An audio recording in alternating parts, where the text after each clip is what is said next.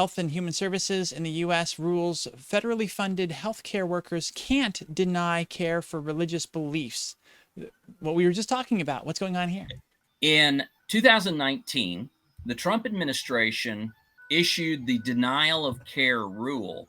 And what that allowed was healthcare facilities or healthcare personnel who had a religious opposition to a particular form of life could then deny care to a person. So this was really played out in the space of gender affirming care. The denial of care rule basically said that a doctor, a nurse, an EMT, a hospital administrator, a janitor, the clerical staff of a hospital, they did not have to provide medical treatment, information, or services if their personal religious or moral beliefs contradicted that person's, the patient's life. The United States Health and Human Services Department has issued a new update, which basically says, yeah, we're doing away with that whole idea. We're getting away from that. And what we are doing is we are putting in place that all people, it doesn't matter what their religion is, it doesn't matter what their sex, their race, their gender identity, their sexual orientation, all people should have the right to access medical care. There should not be any discrimination against somebody when it comes to them receiving medical care. Now, I'll say this. It's a great statement. It's a great push. Anybody that, any organization that receives federal funding, is going to be impacted by this. But we also know that the state of Texas has a judge who is just looking for cases like this where he can call it out and say, this is an overstep.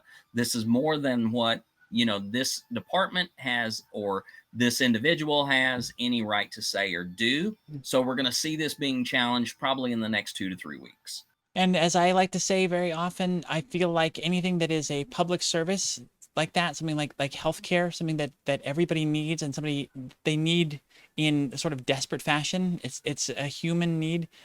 There should not be that exemption for religious beliefs because you're in that field to provide service for people. It's there's the doctors take the Hippocratic Oath, so it's really important for them. But I feel like all in the medical health profession should abide by that. It is a public service you're providing, and as such, your religious beliefs shouldn't be part of it, or you shouldn't be in that field.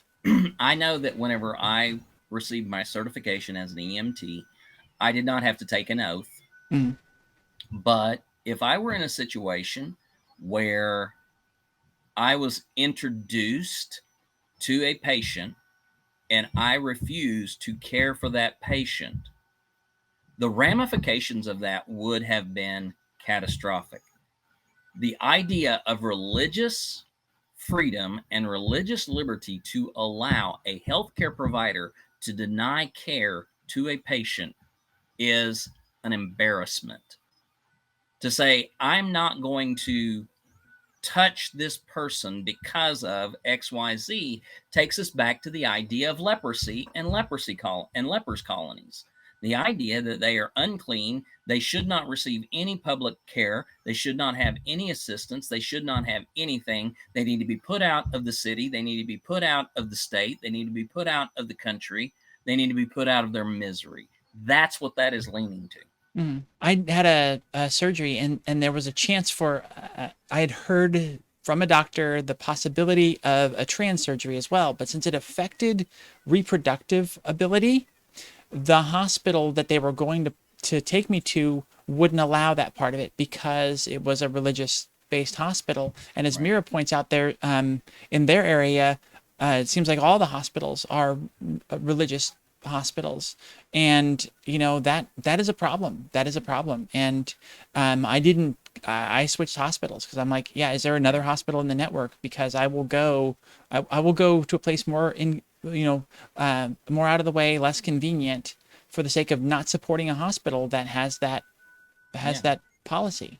Two of the biggest hospital systems are run by Baptists and Catholics. Two of the biggest opponents of gender affirming care as well as abortion.